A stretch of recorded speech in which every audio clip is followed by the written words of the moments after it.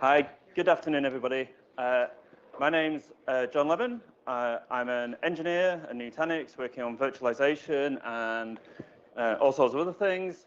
But today we're going to talk about something called Shadow ioeventfd. Next slide, please.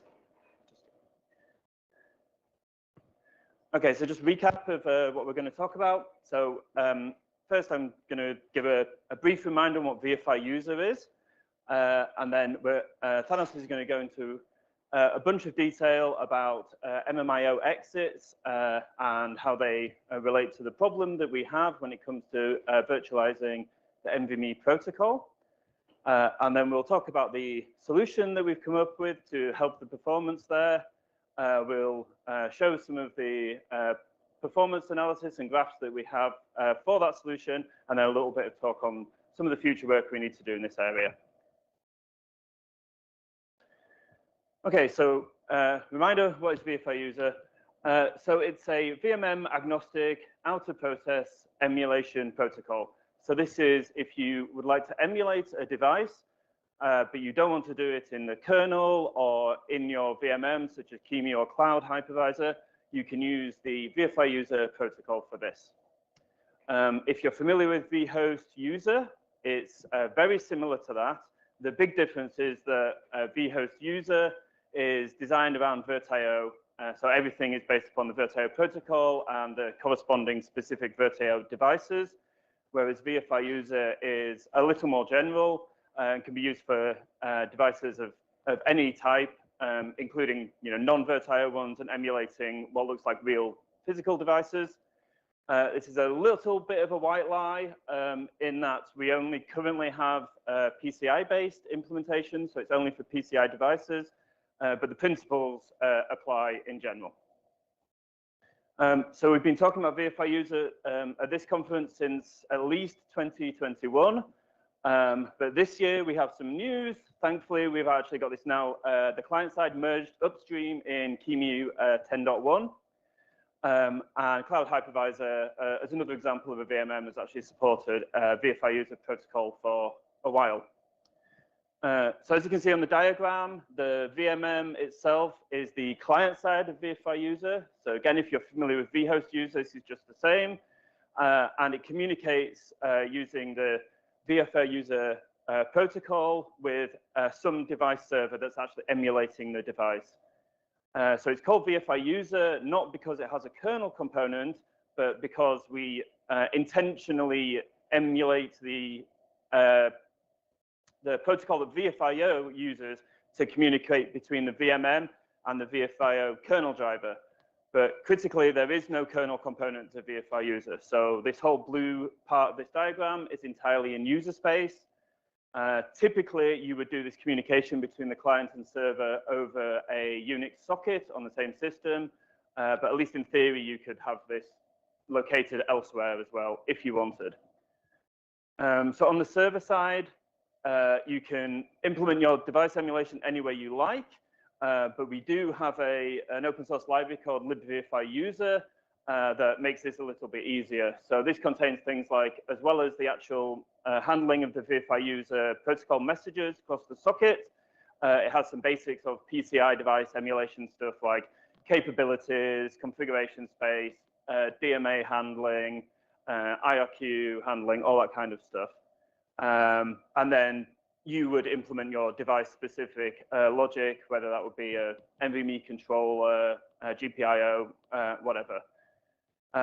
Yeah, and I recently published a blog post on this topic as well with some links to how you can try this out, if you so choose. Okay, so that's basically what vfio-user is. And now Thanos is going to go into some of the details about MMIO exits, NVMe, and how this relates to the problem that we have with vfio-user.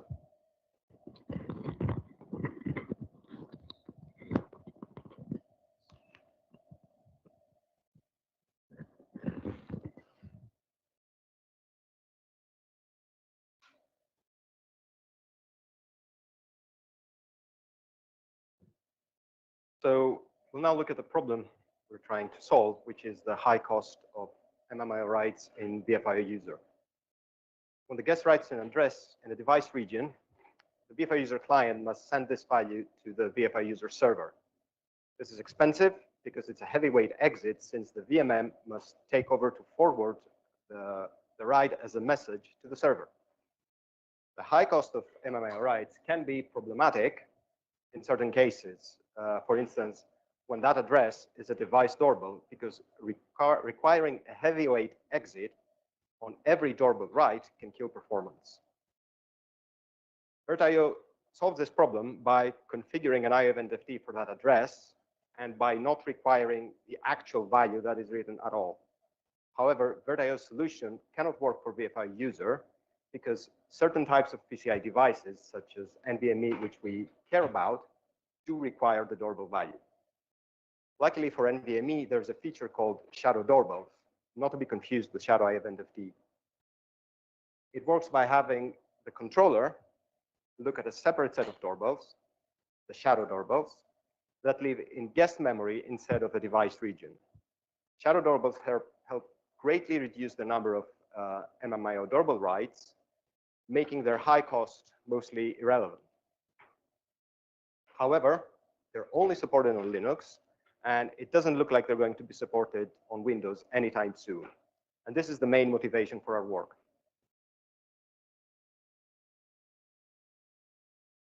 In this diagram, we see exactly why the doorbell value is needed.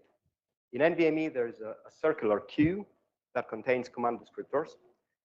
When the driver has finished adding requests to the queue, it must tell the NVMe controller where in the queue the last request was added.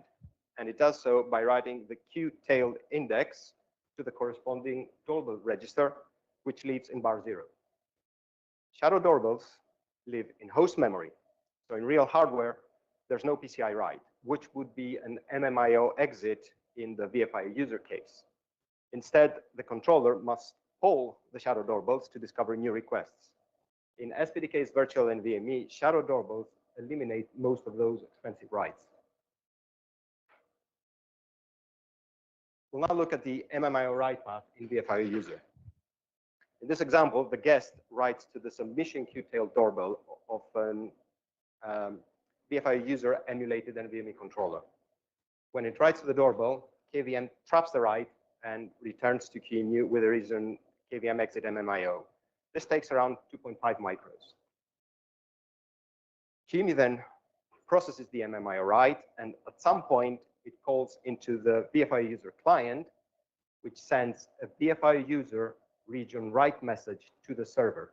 It takes around 50 micros from the moment QEMU sends the message until the server wakes up. The vfio-user client then returns, and QEMU calls into KVM, continue the guest. It takes around 50 micros from the moment QEMU wakes up until it calls into KVM. Note that this breakdown assumes writes are posted. We'll touch on this later. KVM then resumes the guest, which takes another 1.5 micros. So we see that processing the MMIO write in QEMU and sending the MMIO value over the socket to the server takes a big amount of time. So the obvious solution to speed up this path is to remove QEMU from handling the MMIO completely. We'll now explain how we can remove QEMU from the picture while still passing the MMIO value to the server.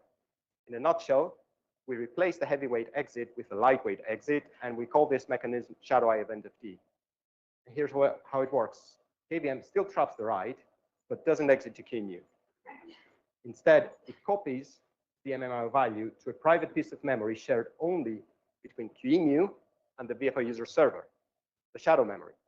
It then kicks an ioeventfd associated with the MMIO address to notify the server that a write on that address happened. From the moment the doorbell is trapped until the server wakes up, it takes around 3.5 micros. The shadow memory and the ioeventfd have been configured during device initialization. We'll explain shortly. KVM then resumes the guest. So this whole business takes less than 6 micros. So with shadow ioeventfd, QEMU is not involved at all in handling the MMIO write.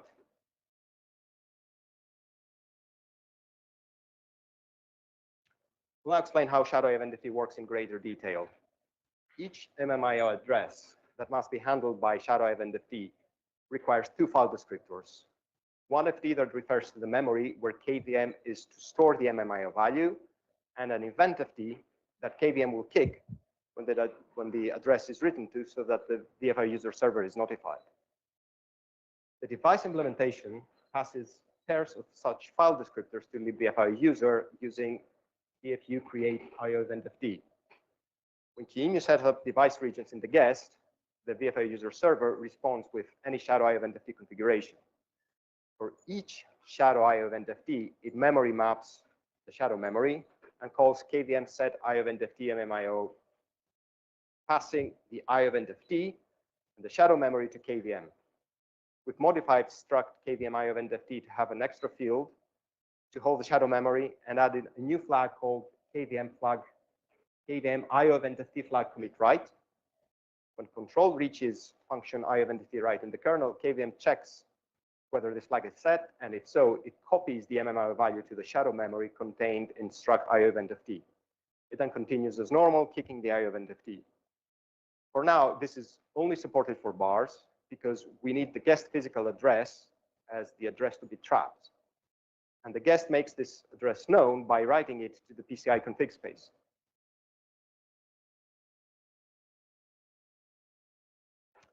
The key property of the shadow ioeventfd is that it's saturating. A previous MMIO value doesn't need to be consumed by the server before the next one is written by the client. This is ideal for NVMe doorbells since we only care about the last value, not intermediate ones. Another important aspect of shadow ioeventfd is that MMIO writes are always posted. This creates a hazard where the effect of a previous write to a non-memory mapped region hasn't completed. For NVMe doorbells specifically, this isn't a problem, mainly because of the nature of the doorbells and because the guest isn't supposed to read an NVMe doorbell, only write to it. Shadow ioeventfd has already been merged in libvfio-user. The KVM patch is tiny. It's been posted some time ago. The QEMU patch is larger, but fairly straightforward. And we also have a patch for SPDK's virtual NVMe to use shadow ioeventfds. We'll now look at how shadow ioeventfd performs. We measure performance using FIO on SPDK's virtual NVMe in interrupt mode. The guest is Windows Server 2025, which doesn't support NVMe shadow doorbells. It has 32 gigabytes of RAM and 8 vCPUs. Storage is provided by an Intel Optane NVMe. The FIO job does 4K random reads using 8 jobs, and we vary the queue depth. Results are the same with Windows disk speed.exe. Now let's look at the results. The NVMe itself can do over 580 KIOs. Windows without shadow ioeventfd does less than a tenth, maxing out at 57.4 KIOs. Enabling shadow ioeventfd steadily improves performance as the queue depth increases, reaching 93% of the bare metal performance. It's important to note that because of a bug in QEMU that only very recently got fixed, writes in the non-shadow ioeventfd case are not posted. So this should play some part in the big performance difference we see. We plan to rerun this benchmark when the dust settles. We did the same test on Linux, which does support shadow doorbells, and performance increased by 3%. Again, non-posted writes probably have some effect there as well. We'll now look at latency and CPU utilization. To the left, we see how latency increases while increasing queue depth. Note that the y-axis is in logarithmic scale. For bare metal, latency increases roughly linearly with queue depth. For Windows without shadow ioeventfd, for one outstanding I/O, latency is almost 17 times higher at 235 micros. And for 32 outstanding I/Os, it's 4.7 millis, almost 11 times higher than bare metal. When shadow ioeventfd is enabled, for one outstanding I/O, latency is less than half compared to the non-shadow ioeventfd case and increases more slowly. To the right, we see CPU utilization. The Windows guest is CPU bound. When shadow ioeventfd is used, CPU utilization for SPDK is much higher compared to the non-shadow ioeventfd case. However, performance is so much higher anyway, so the cost per I/O ends up being smaller. Overall, we see that shadow eventfd not only improves performance and latency, it's also more CPU efficient. The next step on shadow eventfd is to upstream the patches. One major area of improvement is to disable kicking the ioeventfd when the device emulation process is already running, since it can directly check the shadow memory. This is similar to NVMe shadow doorbells in the sense that the producer knows it doesn't have to notify the consumer. This won't prevent the guest from trapping, but it should reduce the CPU overhead.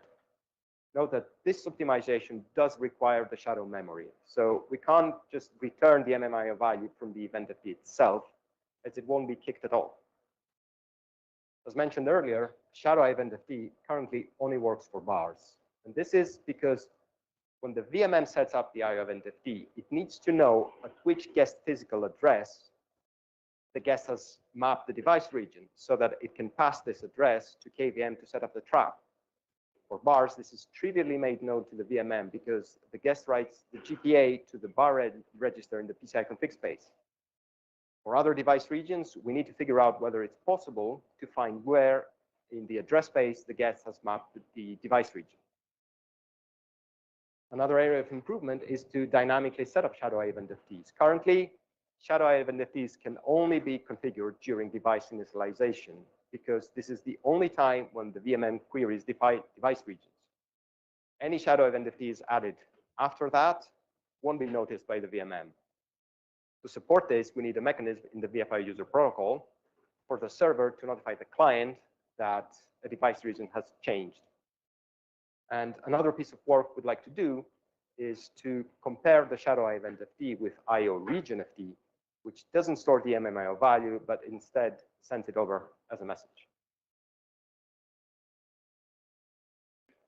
Thank you. Any questions?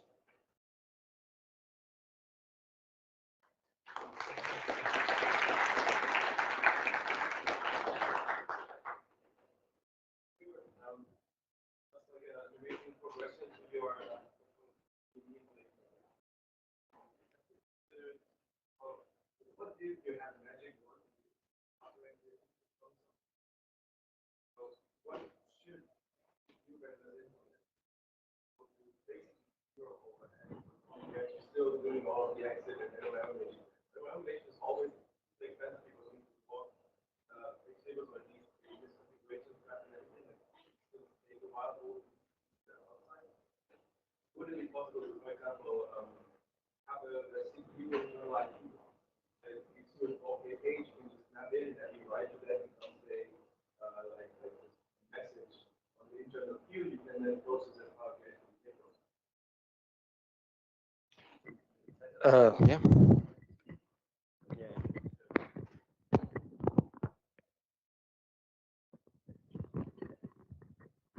Yeah, so the question was, in an ideal world, if we could, pick our own design of the hardware, the CPU, platform, or change anything we were like, what would be most ideal for us?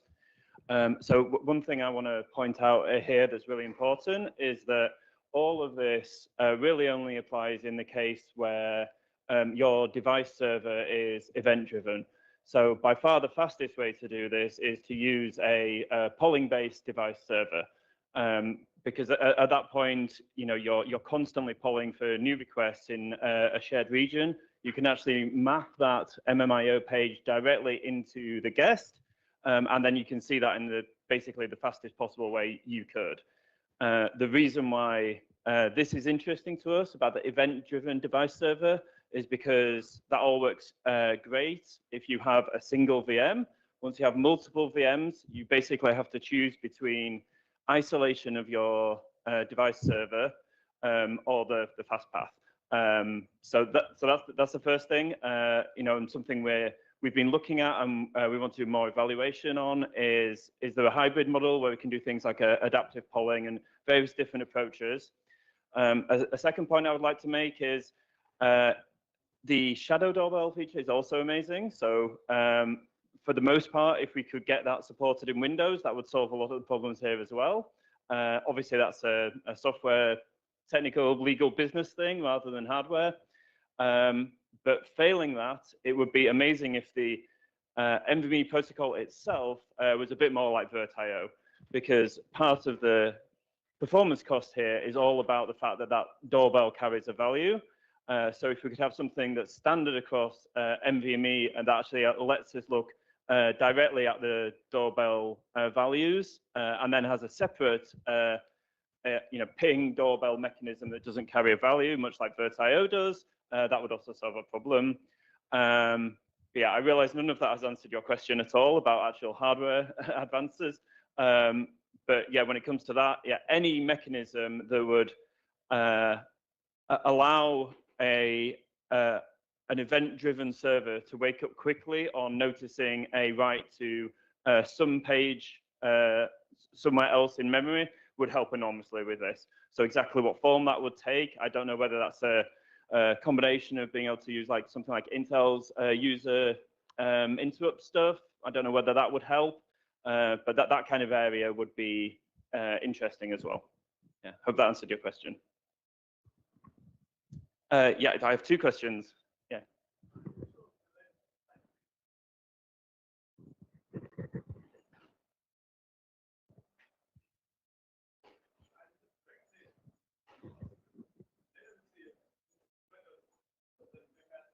Yeah, that's because we do a lot. So the question is, how come latency for virtualized with shadow ioeventfd is better than bare metal? So the answer is we haven't looked into that in detail, but because the number of IOPS is lower for virtualized, we essentially have the luxury of less IO, so latency is better. That's the answer.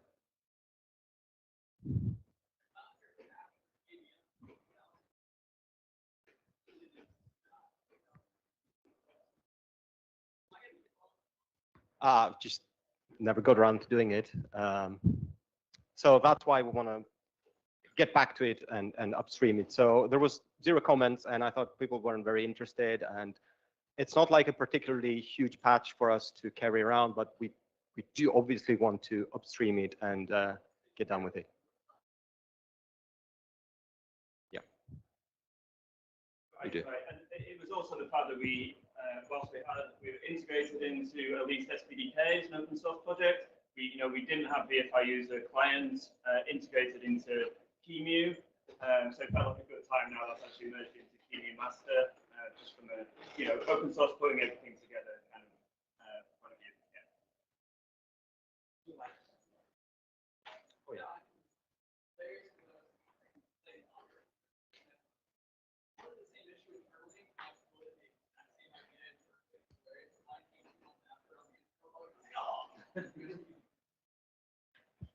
We also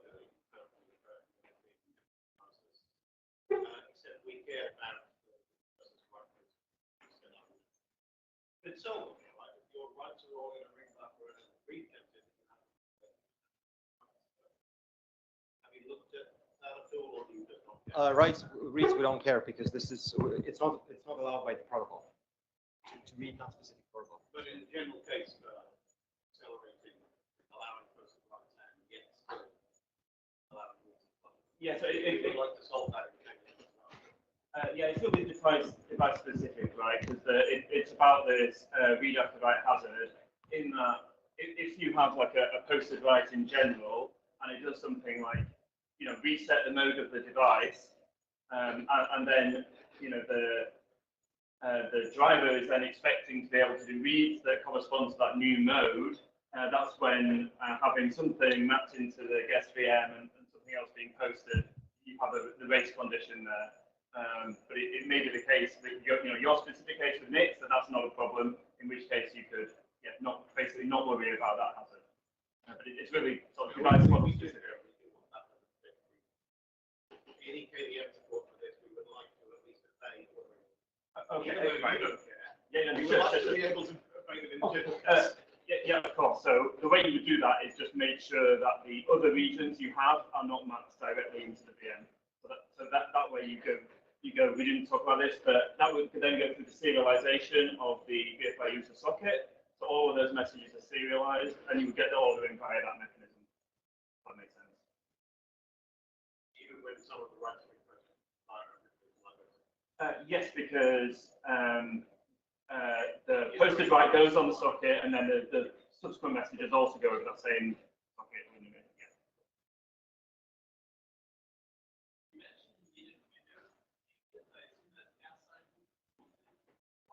No, we didn't need any Windows gate changes. Talking about Windows NVMe driver. Well, Windows NVMe driver doesn't support shadow doorbells, and this is not going to be fixed anytime soon. This is why we have shadow ioeventfd, this whole mechanism.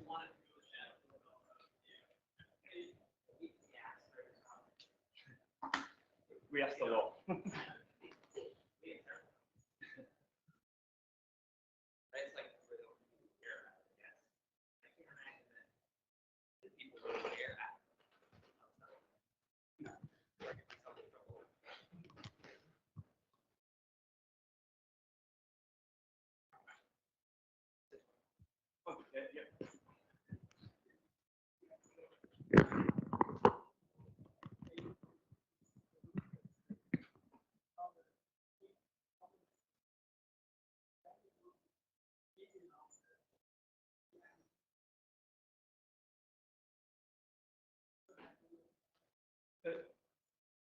The question is, where does the performance benefit come from, the change?